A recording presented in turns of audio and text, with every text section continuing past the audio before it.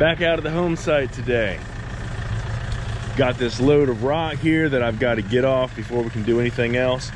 I'm gonna go ahead and see what I can grab from this side, then I'm gonna move this, grab it from the other.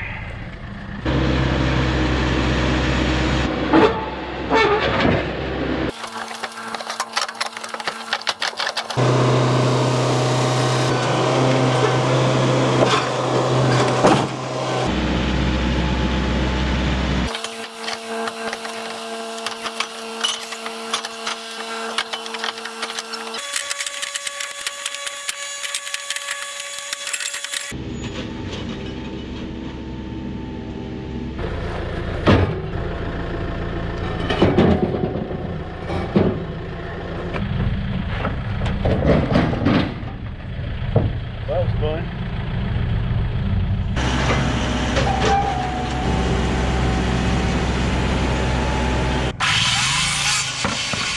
There we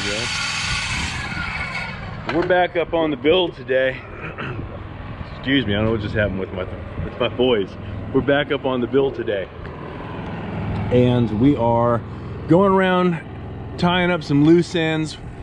We're putting the blocking in the rafters, and we're probably going to put the support that goes underneath that rafter, under that little bird's mouth at the edge there.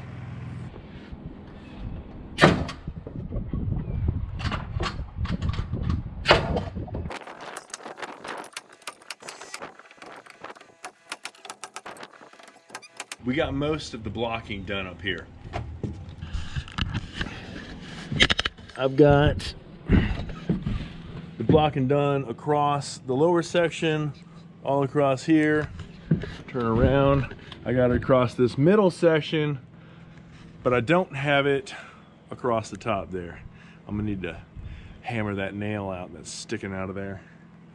In addition to putting the blocking in, I have a 4-inch structural screw that I put in to every one of these, joining the two pieces of the rafters together.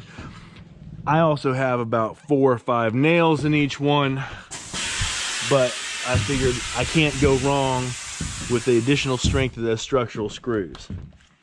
I did not get to the reinforcement that goes under the back section where the bird's mouth is, but hopefully this weather that we're having right now, starting to rain right now, hopefully we'll have a clear day on Monday, because I'm off on Monday, and I can come back out here and tackle that. I don't know what I'm going to get done tomorrow. We will see. Hi there, and welcome back to Breakheart Orchard. We've been up here all day. It is late afternoon. What I've been working on up here today on the house build is putting the splines in the top of the SIPS panels. Now, when we were putting these walls together, there were a lot of times that we'd finish up late at night. This particular wall piece right here was an extraordinary bear to get up. None of them were incredibly easy, but we would finish late at night and we would not put the splines in. We would just cover it up with plastic to keep rain out of it. What we will be starting on soon is the post and beam. In order to get ready for that, we have to go ahead and tie up all the loose ends. I've got to finish the blocking up here. I've got the joist. I'm going to finish this wall out all the way over to this point right here, and these joists have to go in along with the other trusses. Now, the reason that I did not put them in already is because I had a special order timber that I am putting in right here. I just cut the header out from right here, and I'm going to put this new timber in here to be the header. So that is a feature that's going to tie in the post and beam to the stick-built sections of the house. Over on this side, I'm doing the same thing. I'm going to tear this header out that's right here and replace it with that piece of 4-inch by 12-inch fir. This hallway is going to be open all the way to the ceiling. What that will do is tie this together with a piece of the fir which matches the post and beam into the stick-built section. I'm kind of anxious to really get going on this post and beam. I'm ready to go, because once it's up, and it's going to be a bear, it's really gonna be a bear. But once it's up, the roof goes on this puppy. When we start putting the roof on this thing, I feel like things are really gonna pick up speed. Now, I ordered this from a local builder supply store, but it comes from the same mill where I got all the other wood for our post and beam. Now, the wood for our post and beam has been here since November. It's dried out enough that a 24-foot section I can grab one side and pick up. I can barely carry this 8-foot section by myself because it's still wet. I wonder if we can keep its knot. You want the knot? Well, if possible, but if not, it's fine. Oh no, I like the other side better. Well, honey, both sides are going to show. Oh. It's a header in the middle of the hallway. It's got a really cool knot on this side. This is the saw. That is the beast. I haven't used it yet. A friend of mine loaned it to me. I guess we're gonna find out.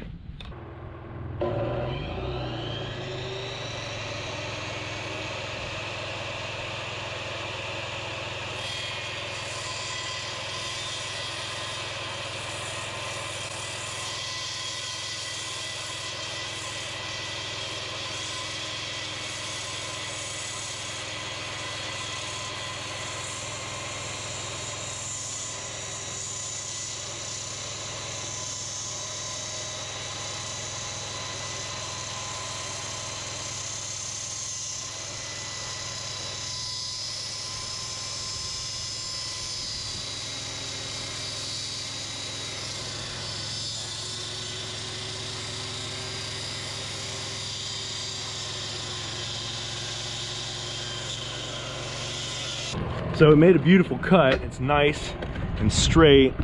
At first I thought that it was twisting a little bit, but I think what was happening is there's a slight difference in height between the blocks I used and the other piece of wood that it's sitting on. And because of that, as we were taking material away, I think it started to come up and bind against the blade. What I'm going to do is use a handsaw to finish this. There's only about 1.5 inches left, and there's about 1 inch high on this side. That should be very easy to cut through with a handsaw and not run into any problems. We will see a lot more use of this saw in the next few weeks as we start the timbers.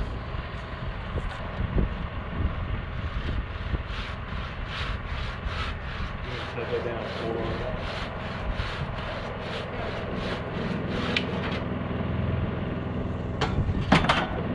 Oh, this is much lighter. All right, so this is what we got to work with here.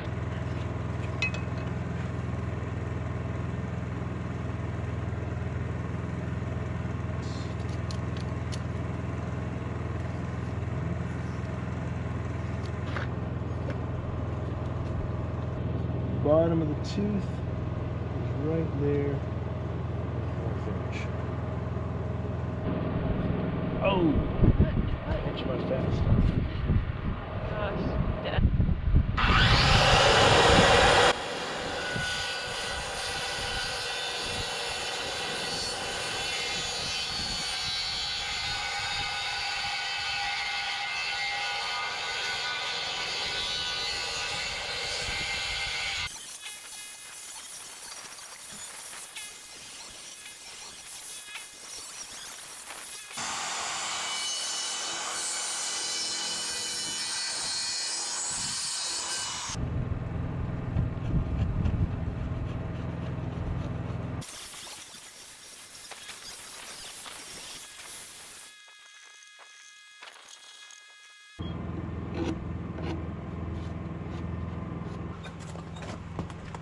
Let me help you.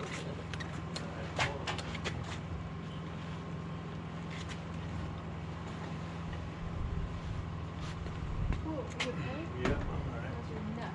That was my face. Oh my gosh, look at that. Boom! Do we have the level around so we can check this? Make sure it's I plumb. have to go get it out of the. Yeah, I'll be right there. That's that. And there she is, baby. A lot of prep work, but it worked.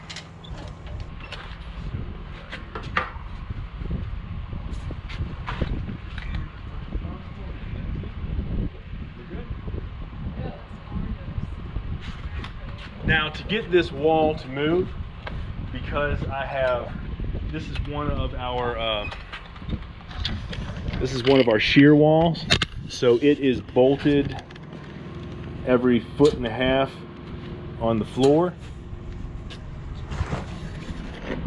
It's got to be at least every 24 inches, and because of that, I had to go ahead and loosen those bolts so that I could lean the wall out just a little bit and give me enough play here so that I could pull this back and get that out of there.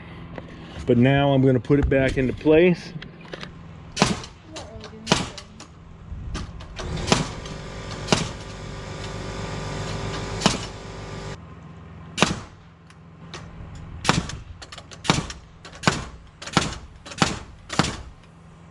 Well, that's it for right now. We're gonna go ahead and clean up a little bit, go home, have some hamburgers and some cold beverages, come back in the morning and hit this hard again. We'll see y'all tomorrow.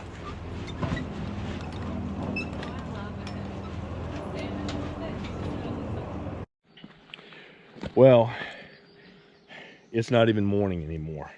We got out here in the morning, but as is often the case, this being a working farm, plans change. First off, we got a problem in the orchard. We got to spray. We've got some disease we have to fight. The second is my wife is, after doing a bunch of landscaping work, she is trying to clear the spillway on the pond, the overflow tube. Now I got to go ahead and finish filling up the sprayer, get some water into it. Once I get that done, we'll assess the weather and decide if we're going to spray now or if we're going to wait 2 days for a break in the rain. But I got to be ready to go so I can put the mix in it whenever that opportunity comes.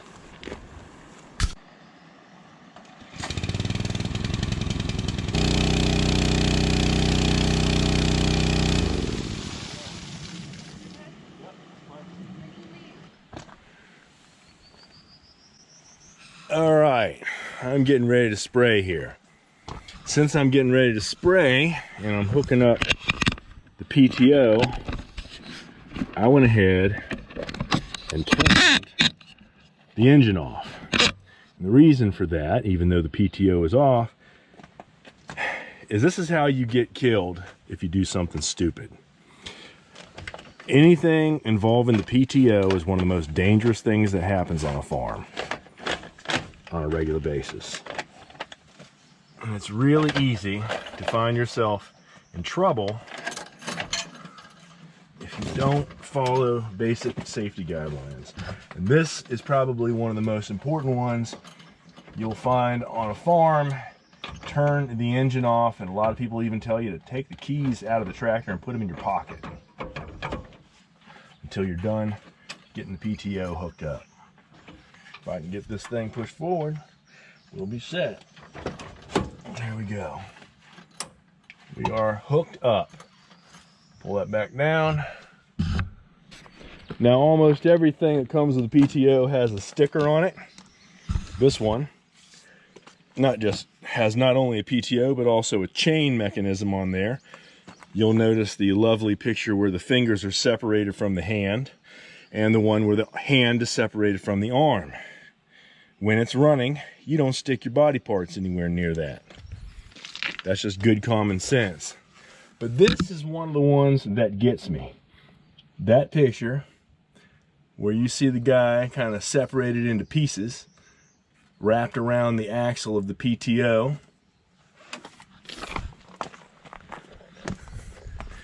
And I think this one might be my favorite. It's the same thing, it's just a little bit bigger. That creeps me out.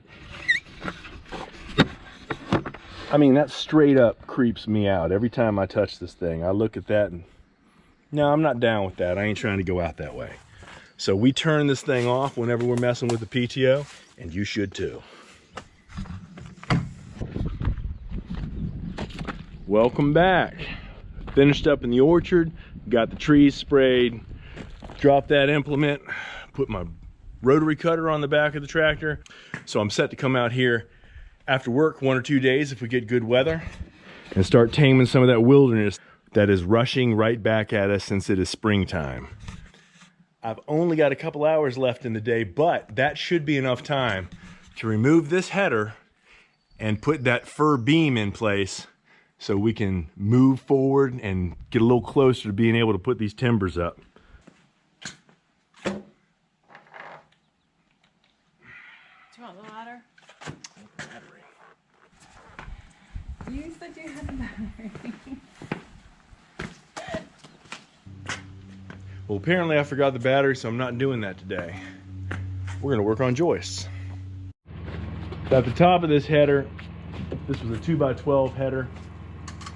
At the top of it were two 2x4s. Because this is a true 2x2 or a true 4x12, I had to take a 2x4, rip it down the side on both sides, stack it together.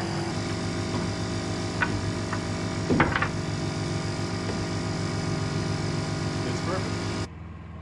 We won't see that part though. Nope, that will be drywall.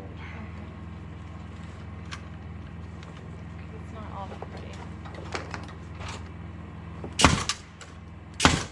I went ahead and put a 2x4 on top of that. I ripped another 2x4 to size so that it would be the proper size on top of it. And now I'm putting the joists in.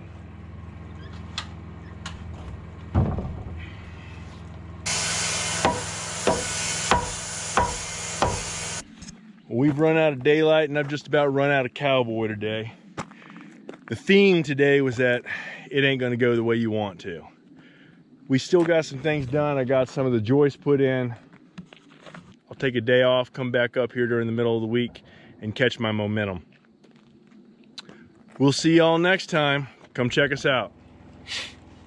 We got most of the rest of the blocking. Most of the rest of the... I'm sorry.